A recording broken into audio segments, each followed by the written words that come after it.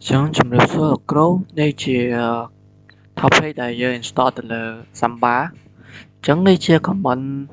đại nhau soạn máu mình install Samba create folder xong rồi đặt Samba chẳng từ chẳng đây chia commentទាំងអស់ដែលយើងត្រូវធ្វើដាក់ Samba នឹងសារខ្ញុំរៀបជា comment ឲ្យអស់ហើយងាយស្រួល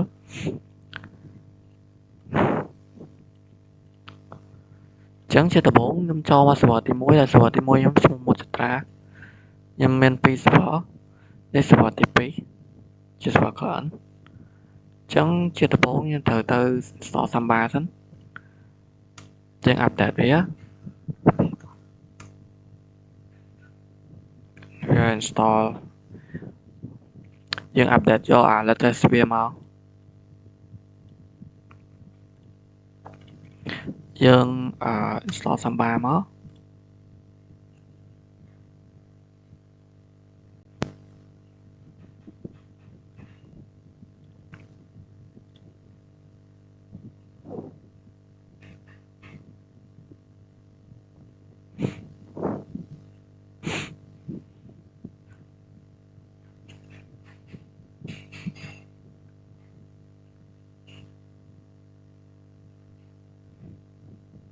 អូខេចឹង Samba យើង install បានហើយអស់ហើយ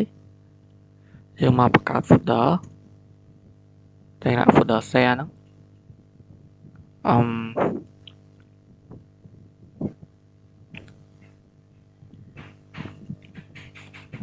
ហើយយើងមកដាក់ permission ឲ្យ folder របស់យើង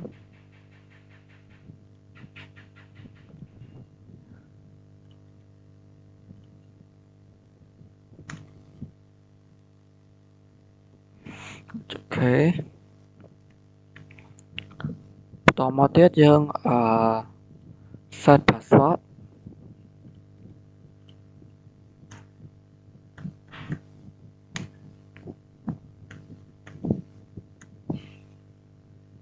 អូខេចឹង password យើងអត់ទៅហើយ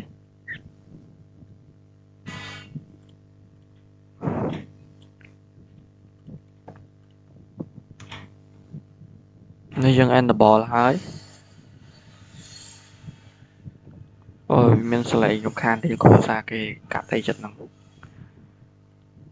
ចឹងយើងមកអា sudo នេះមកយើងមក edit file ហើយយើងសរសេរ path នេះចូល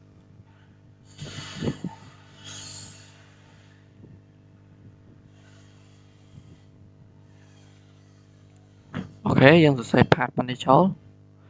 មាន path មាន brown មាន write មាន read មានអីចឹងទៅចេញមកវិញអូខេ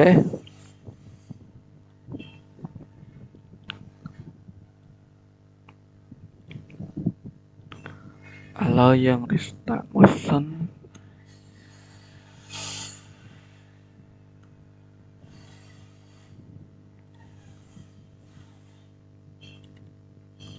ទៀតហើយយើង enable វាអូខេចឹងវា enable ហើយ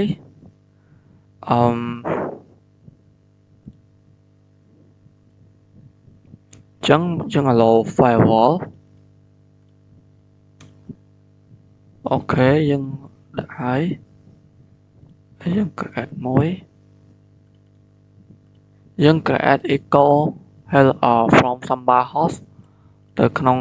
file មួយនេះ hello text នេះអូខេឥឡូវយើងមកធ្វើនៅ server ទី2ម្ដង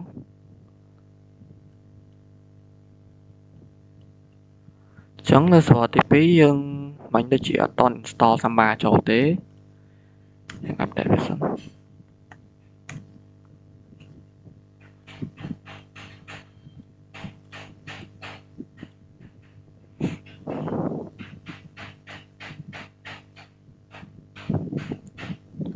ដល់កស្លេក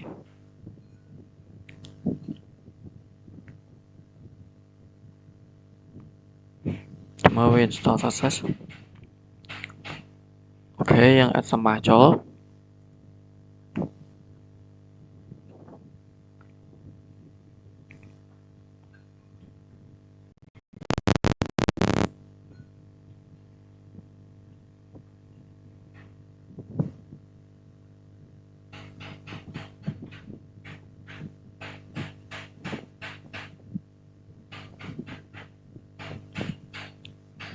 Chẳng níវាបានសរសម្បាហើយ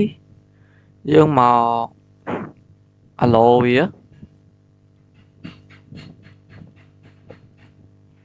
ដាក់នេះមក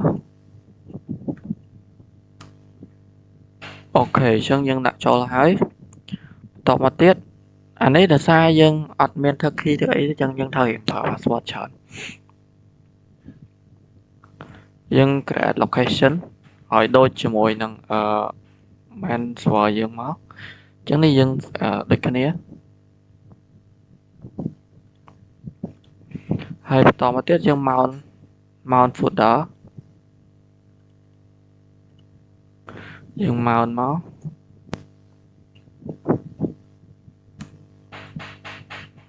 អូខេ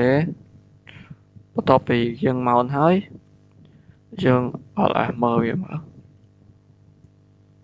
អូខេនេះ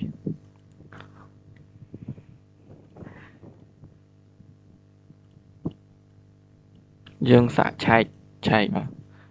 ពេល cat ទៅពេលយើង cat ទៅវានឹងចាញ់អាពាក្យនៅក្នុងនេះមកអា hello text នេះចូលមក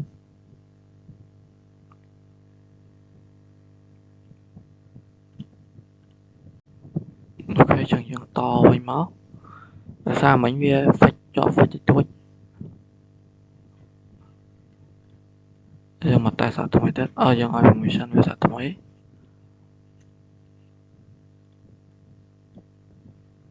អូខេ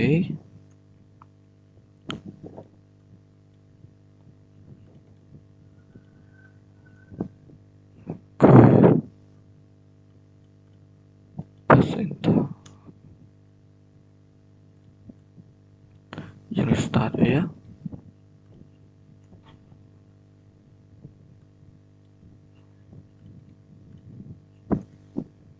អូខេវា active ហើយអញ្ចឹងឥឡូវយើងសាក create ចូលវាទៀតមក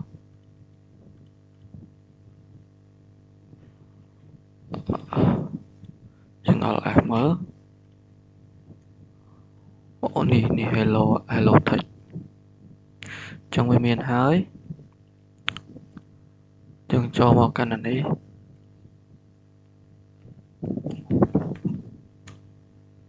អូខេ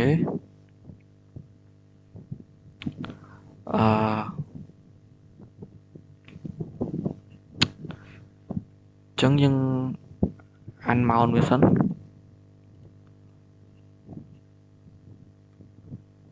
យើងទៅបង្កើតអានេះចុចថ្មីអ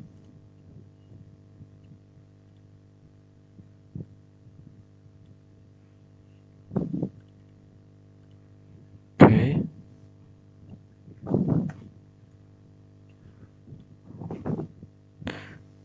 ហើយយើងដាក់សម្បា password ចូលនេះអត់អីមកនេះវាមកឲ្យ text text អញ្ចឹងយើង cat text មើលទៅវានឹងឃើញអាពាក្យដែលយើងសរសេរមិញនេះ hello host from Samba អញ្ចឹងឥឡូវជប់ខ្ញុំសាកតេស្តសិនខ្ញុំសាកតេស្តថាឥឡូវ Samba យើង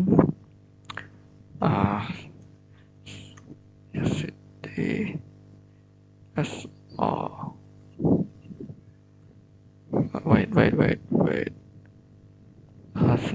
Samba ឥឡូវយើងនឹក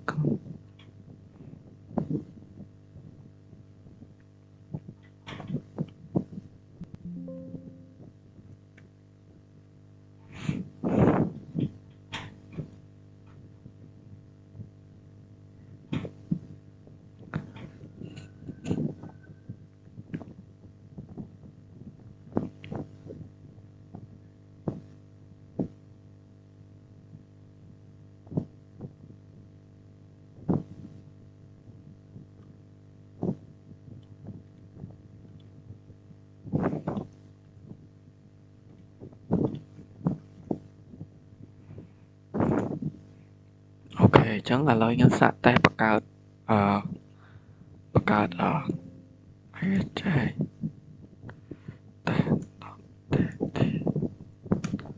ចេះទៅ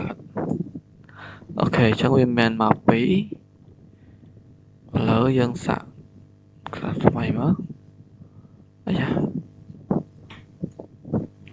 នេះវាមកហើយនេះតែឥឡូវយើងសាកទៅនៅក្នុងនោះវិញពីយើង cd ចូលខ្ញុំផាសខ្ញុំបង្កើតតែ add តែ from server 2.exe ចឹងខ្ញុំបង្កើត file មួយដាក់ test from server 2.exe យើង ls មើលចឹងនេះវាមកហើយចឹងការងារសម្បាខ្ញុំមានប៉ុណ្ណឹងអរគុណច្រើនលោកគ្រូ